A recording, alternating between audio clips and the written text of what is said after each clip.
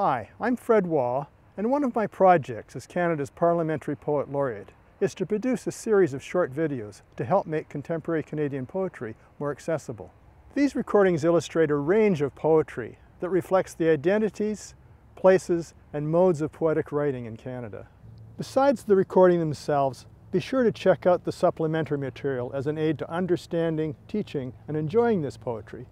As our first Canadian Poet Laureate George Bowring once said, "Listen up." My name's J.R. Carpenter. I'm an artist, a writer, a performer, and a researcher. I grew up in rural Nova Scotia. I lived in Montreal for many years, and now I live in rural Devon in England. I've been working with the web as a medium for the creation and dissemination of experimental texts for almost 20 years now. I've also published books and created gallery installations and performance pieces. For the past 3 years or so, I've become very interested in computer-generated texts. The work I'm going to read from today is called Notes on the Voyage of Owl and Girl. It's a web-based piece. You can look at it on my website. I'm going to read this section here, which is computer-generated. So every time you go to the screen, and even as you're reading, some of the words in this story change. There are a long list of variables for each word. What I'm going to read from now includes some of the different possibilities of this text.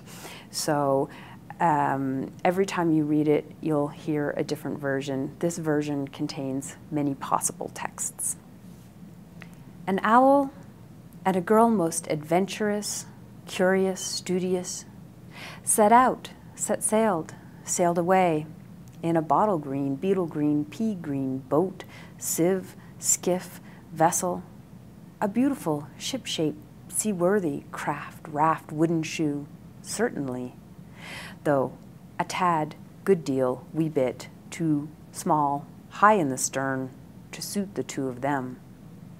They took a bushel barrel bundle of honey, money, and an almanac, astrolabe, barometer, chronometer, of dubious accuracy, origin, usefulness.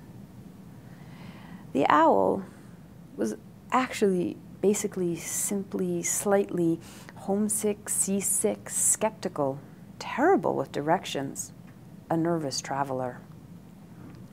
The girl sought to gain definitive, further first-hand knowledge, experience, proof of the Northwest Passage, Ultima Thule, a strange phenomenon known as sea lung.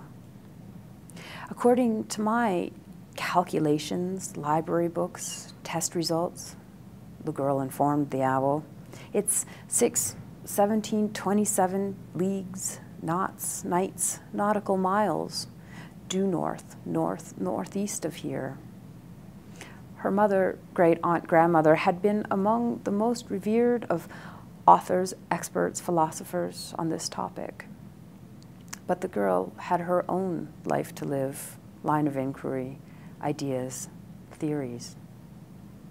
The owl said, birds of a feather stick together, loose lips sink ships. Everywhere we go, there we are. How soon he drifted, floated, sailed, veered off topic, course, track, radar. According to my spyglass, sea chart, sextant, sonar, we're nearing the edge of our story, our journey, the earth, this narrow sea, the girl said. But still they sailed for a year and a day, on through the night, on until well past bedtime, despite the wet and sea fret, by the light of the silvery moon across the North Atlantic, on a river of crystal light, into a sea of dew. By this time, all the owl's magazine subscriptions, snack food items, phone card credits, batteries had run out.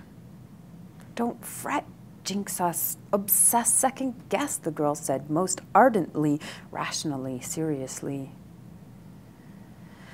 The diaries, letters, lists, ships, logs she kept constitute the entirety of the knowledge evidence, proof, records, traces we have left of this impossible, implausible, improbable voyage toward the edge of the earth, the fountain of youth.